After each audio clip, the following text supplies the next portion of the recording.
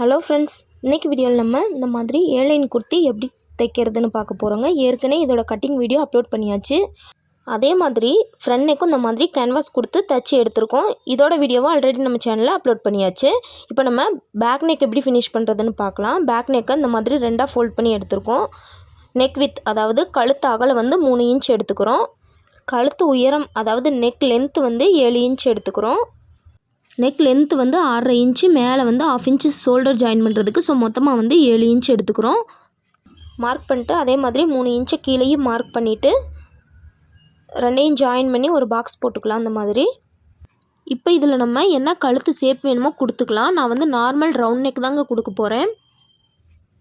நல்லா அகலமாக கொடுக்குறேன். ஸோ 1/2 இன்ச் மட்டும் அந்த வளைவுக்கிட்ட விட்டுட்டு அப்படியே ரவுண்டு போட்டுக்கிறேன்.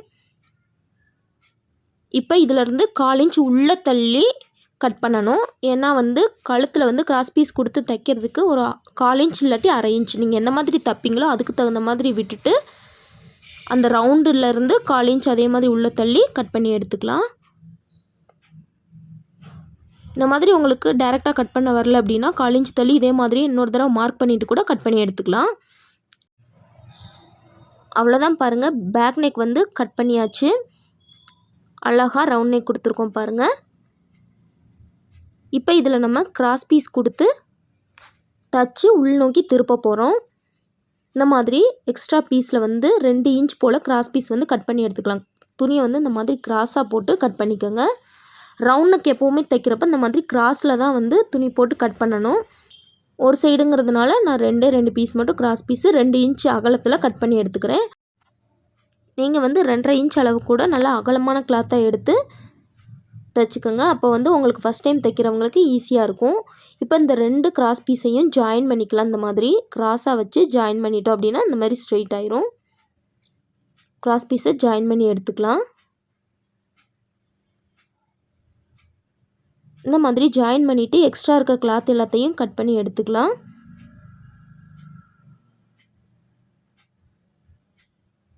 இப்போ இந்த கிளாத்தை 2ஆக ஃபோல்டு பண்ணி தைக்க போகிறோம். கிராஸ் பீஸை இந்த மாதிரி 2ஆக ஃபோல்டு பண்ணி நம்மளோட பேக் நெக்கோட நல்ல பக்கத்து மேலே வச்சு 1/4 இன்ச் தையலுக்கு விட்டுருந்தீங்க அப்படின்னா 1/4 இன்ச்சில் தையல் போடுங்க. 1/2 இன்ச் தையலுக்கு விட்டுருந்தீங்க அப்படின்னா 1/2 இன்ச்சில் கரெக்டாக வளைவான இடத்துல வளைவு கொடுத்து தையல் போட்டு எடுத்துக்கலாம். கிராஸ் பீஸை இழுத்து கொடுத்து தைக்கக்கூடாதுங்க. அப்படி தைச்சிங்கன்னா துணி சுருக்கமாக ஒரு மாதிரி அசிங்கமாக தெரியும். ஸோ கிராஸ் பீஸை இழுத்து கொடுக்காம லைட்டாக மட்டும் மேலே வச்சு இந்த மாதிரி தைச்சி எடுத்துக்கலாம். இப்போ இடையில எக்ஸ்ட்ரா இருக்க கிளாத் எல்லாத்தையும் அர்காத் பண்ணி எடுத்துக்கலாம். அப்போ தான் வளைவான இடம்லாம் நல்லா வளைஞ்சு கிடைக்குங்க. இந்த மாதிரி அர்காத் பண்ணதுக்கப்புறமா இப்போ பிசிறு எல்லாத்தையுமே ரைட் சைடு வச்சுட்டு ரைட் சைட்லேயே ஒரு டாப் ஸ்டிச் போட்டுக்கலாம். பிசிறு எல்லாமே கிராஸ் பீஸ் சைடு இருக்கிற மாதிரி வச்சுட்டு டாப் ஸ்டிச் போட்டுக்கோங்க.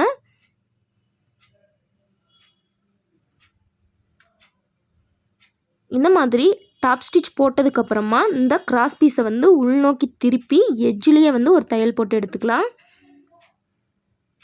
கொஞ்சம் கூட பிசிறு வெளியே தெரியாத அளவுக்கு நல்லா மடக்கி உள்நோக்கி திருப்பி விட்டுட்டு எட்ஜ்லேயே தையல் போட்டு எடுத்துக்கலாம்.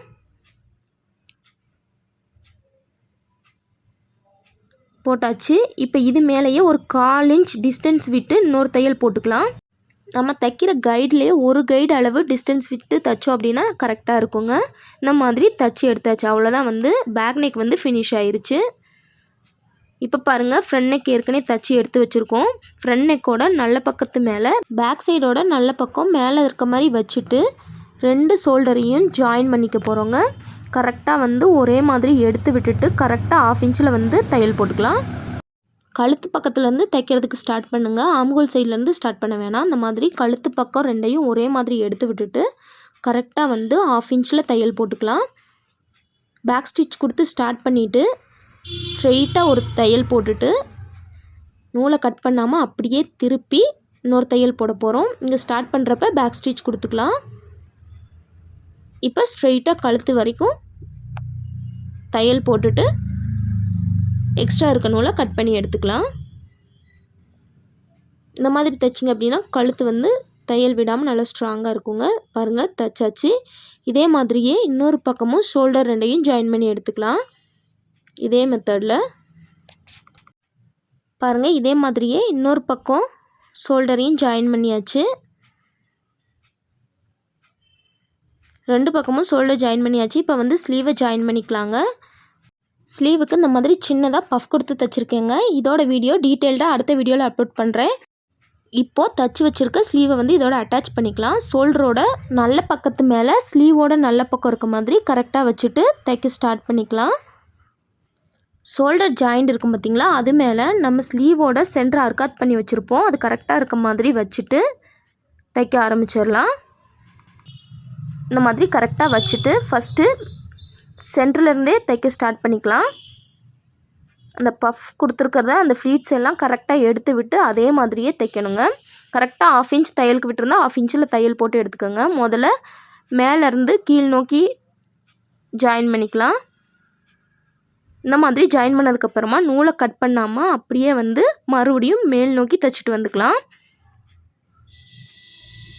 கரெக்டாக சென்டர் பார்ட் வரைக்கும் போட்ட தையல் மேலேயே கரெக்டாக தையல் போட்டுக்கோங்க. அதுக்கப்புறம் கீழ் நோக்கி மறுபடியும் தைச்சி எடுத்துக்கலாம். ஃப்ளீட்ஸ் எல்லாம் கரெக்டாக எடுத்து விட்டு கரெக்டாக வந்து 1/2 இன்ச்சில் தையல் போட்டு எடுத்துக்கலாம். கீழே வரைக்கும் ஃபுல்லாக தைச்சதுக்கப்புறமா பழைய மாதிரியே திருப்பி சென்டர் வரைக்கும் தைச்சிட்டு அங்கே வந்து ஒரு பேக் ஸ்டிச் கொடுத்து ஃபினிஷ் பண்ணி வெளியே எடுத்துக்கலாம். அவ்வளோதான். ஒரு பக்கம் ஸ்லீவ் வந்து ஜாயின் பண்ணியாச்சு. நீட்டாக பஃப் வந்திருக்கு பாருங்கள். இதே மாதிரியே இன்னொரு பக்கம் ஸ்லீவையும் ஜாயின் பண்ணி எடுத்துக்கலாம். பாருங்கள், 2 பக்கமும் ஸ்லீவ் ஜாயின் பண்ணியாச்சு. இந்த மாதிரி நல்லா நீட்டாக ஜாயின் பண்ணிட்டோம். இப்போது சைட் ஜாயின் பண்ணிக்கலாங்க. ஸ்லீவ்லேருந்து இடுப்பு வரைக்கும் 1/2 இன்ச் வந்து சீம் அலவன்ஸ் கொடுத்துருக்கோம். ஸோ கரெக்டாக வந்து 1/2 இன்ச்சில் வந்து தையல் போட்டுக்கலாம். ஸ்லீவ்லேருந்தே அந்த 1/2 இன்ச்சை வந்து கரெக்டாக வந்து மார்க் பண்ணிக்கலாம். இடுப்பு பகுதி வரைக்கும் வந்து 1/2 இன்ச் மார்க் பண்ணி ஸ்ட்ரெயிட் லைன் போட்டுக்கோங்க. இடுப்புக்கு கீழேருந்து 3/4 இன்ச்சில் தையல் போட போகிறோம். ஸோ கரெக்டாக வந்து 1/2 இன்ச் மார்க் பண்ணிவிட்டு எது வரைக்கும் 1/2 இன்ச் தையல் போட போகிறோமோ அது வரைக்கும் மார்க் பண்ணிவிட்டு அதுக்கப்புறம் வந்து 3/4 இன்ச்சில் தையல் போட ஸ்டார்ட் பண்ணிக்கலாம். இப்போ மார்க் பண்ணியிருக்கிறது மேலேயே வந்து ஸ்ட்ரெயிட் லைன் போட்டு தைக்க ஆரம்பிச்சுக்கலாம். ஃபஸ்ட் டைம் தைக்கிறவங்க கண்டிப்பாக ஸ்ட்ரெயிட் லைன் போட்டுட்டு அதுக்கப்புறம் தைங்க. அப்போ தான் வந்து தையல் நல்லா நேராக கரெக்டாக வருங்க. கரெக்டாக வந்து 1/2 இன்ச் மார்க் பண்ணி அந்த 1/2 இன்ச்லேயே ஃபுல்லாக வந்து இடுப்பு வரைக்கும் தையல் போட்டு எடுத்துக்கலாம். 2 ஸ்லீவையும் கரெக்டாக வந்து அந்த ஜாயின் பண்ண இடம் ஒரே மாதிரி இருக்க மாதிரி வச்சுட்டு தையல் போட்டுக்கோங்க.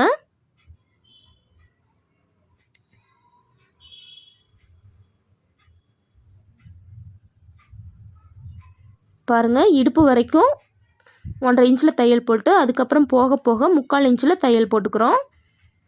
அதே 3/4 இன்ச்லேயே கீழே லாஸ்ட் வரைக்கும் வந்து தையல் போட்டு எடுத்துக்கலாம். ஃபுல்லாக அந்த மாதிரி கீழே வரைக்கும் ஸ்ட்ரெயிட்டாக வந்து தையல் போடுங்க. உங்களுக்கு ஸ்ட்ரெயிட்டாக தையல் வரல அப்படின்னா ஸ்கேல் வச்சு கரெக்டாக மார்க் பண்ணிவிட்டு தைங்க. அப்போ வந்து ஸ்ட்ரெயிட்டாக தையல் விழுகுங்க. இந்த மாதிரி கீழ்ப்பக்கம் வரைக்கும் ஃபுல்லாக தைச்சி எடுத்ததுக்கப்புறமா இதே மாதிரியே நம்ம இன்னொரு பக்கமும் சைட் ஜாயின் பண்ணிக்கலாம். கரெக்டாக மேலே ஸ்லீவ்லாம் கரெக்டாக ஜாயின் பண்ணியிருந்தீங்க அப்படின்னா ஃபினிஷ் ஆகும்போது இந்த மாதிரி 2 கிளாத்தும் ஒரே அளவாக கரெக்டாக ஃபினிஷ் ஆகுங்க.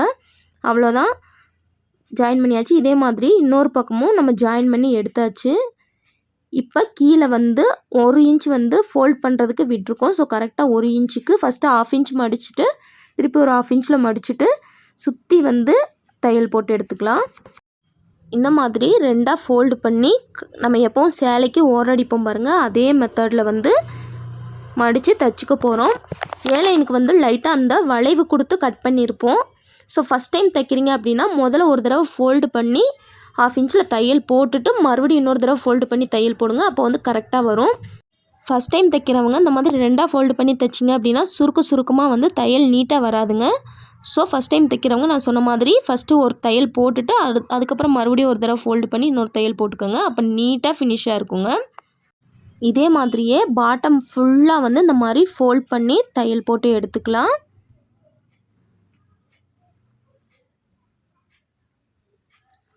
அவ்வளோதான் பாருங்கள், கீழே ஃபுல்லாக நீட்டாக வந்து மடித்து தைச்சாச்சு. சுருக்கமே இல்லாமல் எந்த அளவுக்கு நீட்டாக வந்திருக்குன்னு பாருங்கள். இப்போ லாஸ்ட்டாக வந்து பேக் ஸ்டிச் கொடுத்து ஃபினிஷ் பண்ணி எடுத்துக்கலாம். அவ்வளோதான். பாருங்கள், ஏலைன் குர்த்தி தைச்சி முடிச்சாச்சு. பாருங்கள் எந்த அளவுக்கு நல்லா நீட்டாக இருக்குன்னு. அதே மாதிரி கீழேயும் பாருங்கள், நல்லா அகலமாக விரிவாக சூப்பராக தைச்சிருக்கோம். ஃபிட்டிங்கும் ரொம்ப ரொம்ப பர்ஃபெக்டாக இருந்துச்சுங்க. இதே மாதிரியே நீங்களும் ஏலைன் குர்த்தி உங்கள் வீட்டில் தைச்சி பார்த்துட்டு எப்படி வந்துச்சு அப்படிங்கிறத கீழே கமெண்டில் சொல்லுங்கள். இந்த வீடியோ உங்களுக்கு பிடிச்சிருந்தா லைக் பண்ணுங்கள். இதே மாதிரி இன்னும் நிறைய வீடியோஸ் பார்க்கணுன்னு நினச்சிங்கன்னா மறக்காமல் நம்ம சேனலை சப்ஸ்கிரைப் பண்ணி வச்சுக்கோங்க. இந்த வீடியோவில் உங்களுக்கு ஏதாச்சும் டவுட் இருந்துச்சு அப்படின்னா மறக்காமல் கமெண்ட் பண்ணுங்கள். கண்டிப்பாக கிளியர் பண்ணுறேங்க. இன்னும் நம்ம சேனலில் வேறு எந்த மாதிரியான வீடியோஸ் வேணும் அப்படிங்கிறதையும் மறக்காமல் கமெண்ட் பண்ணுங்கள். தேங்க்ஸ் ஃபார் வாட்சிங்.